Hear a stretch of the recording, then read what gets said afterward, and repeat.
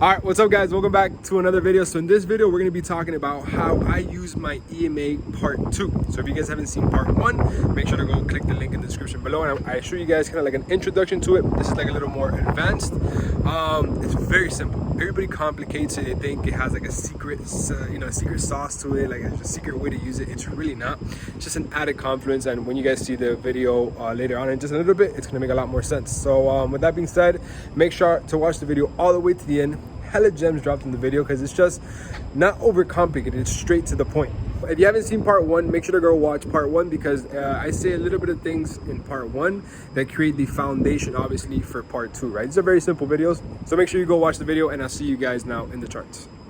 Oh, quick update. So I still have the Rolls Royce. The McLaren is almost out of the shop. It's been in the shop for like 6 months. It's literally about to get out. But I'm thinking of trading the Rolls for something else. So I don't know. What do you guys think I should maybe trade it for? I'm looking to do something with it. Not sure yet. Damn.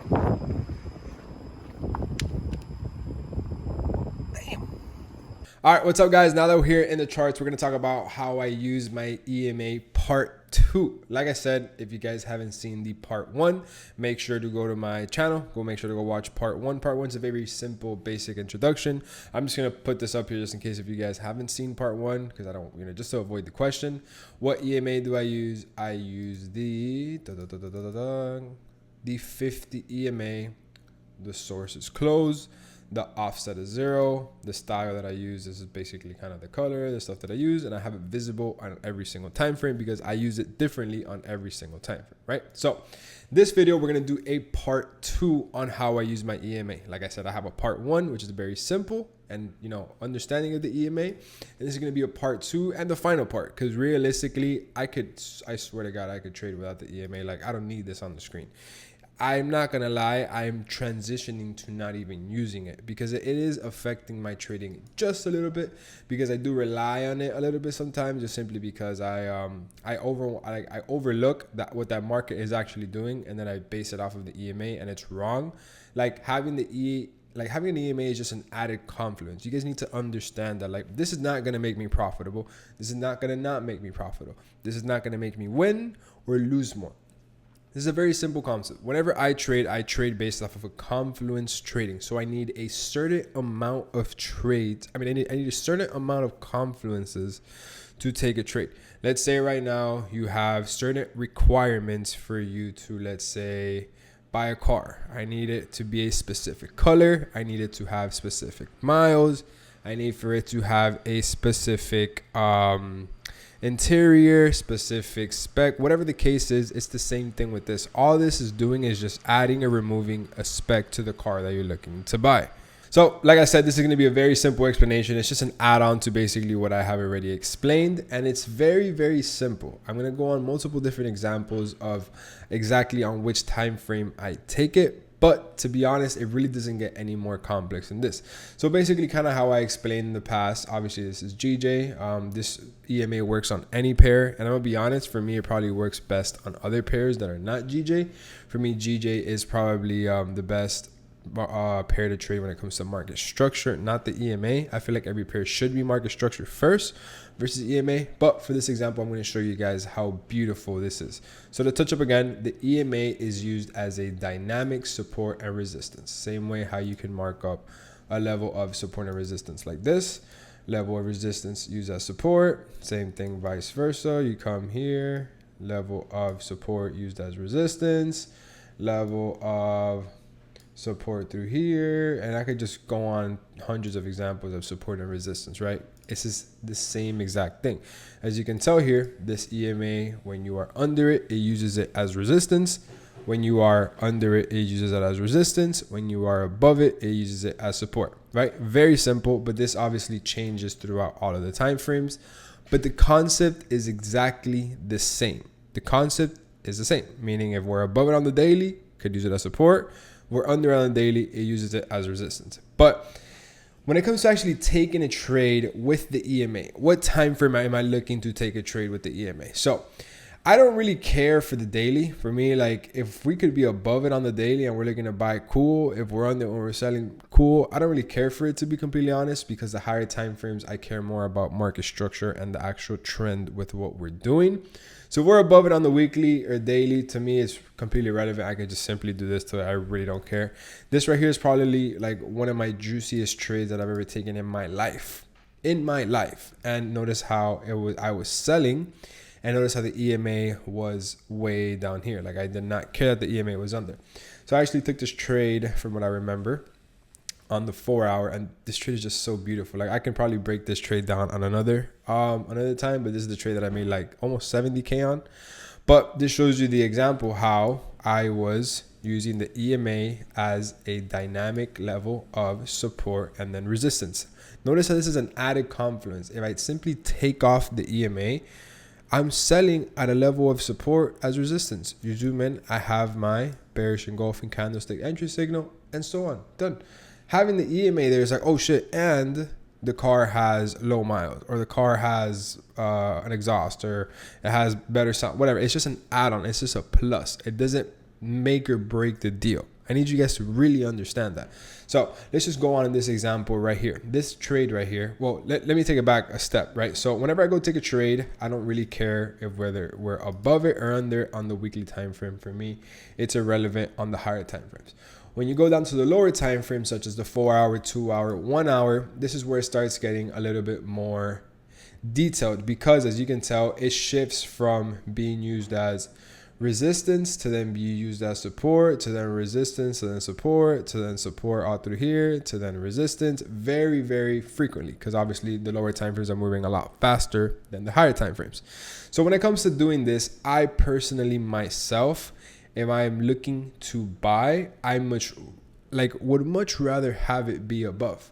If I'm looking to sell, I would much rather have it be under. But for this example right here, as you can tell, it wasn't relevant because I'm selling at a level of support that is used as resistance. That is stronger to me that we are above the 1 hour EMA. Who cares? Like I'm telling you, just take this off. Boom. Tell me how clean that doesn't look. Level of support, resistance, bearish engulfing.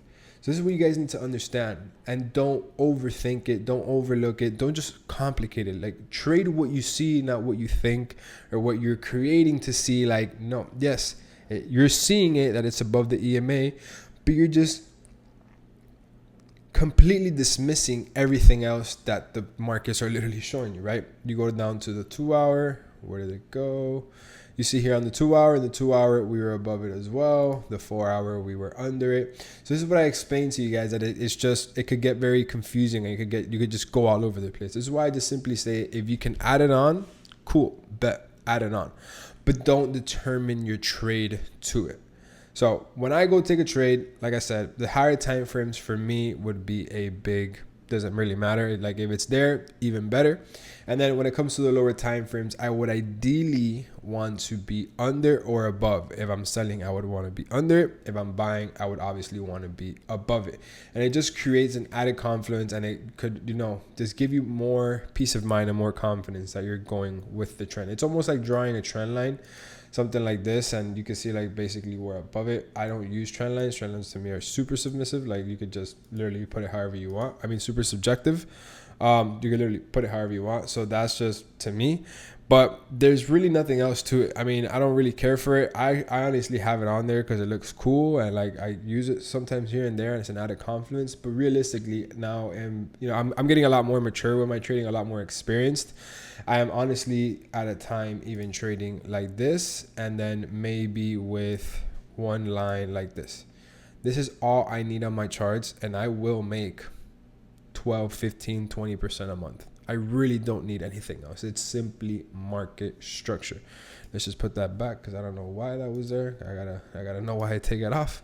So like for example, this zone right here is because of obviously level of resistance, use as support, whatever, so on and so forth. So for example, let's say for this example right here where we are, as you can tell, the daily, we are technically bullish. This market structure is bullish. As you can tell, we remain bullish in here.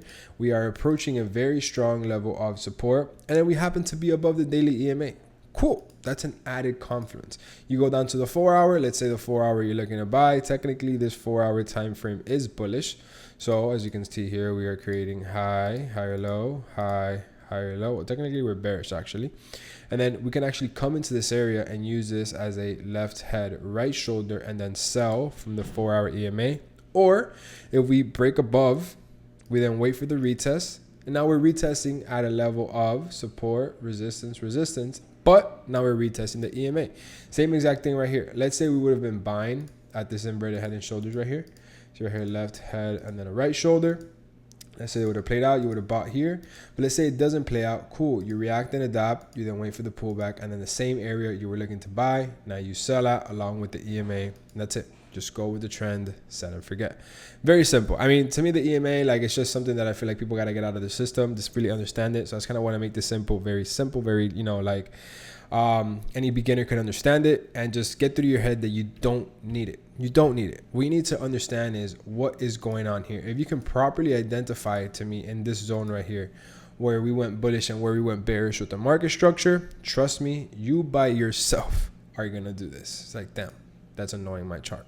Tell me you just don't see so much more by just simply taking off that little line. There's a lot of people that they also have this on their charts, and I don't know why. To me, it's very annoying, and to me, it's very cringe. But what do you need to have this on your chart for? Why do you need to have a watermark there? Like, do you see how it is literally blocking this? You can't see that. Tell me the difference of there versus here. Now you can actually see what is going on. Why do you need to see that watermark? If you're a trader, just by looking at the chart, you would know what pair you're on. Like, you don't need to be constantly reminded of it.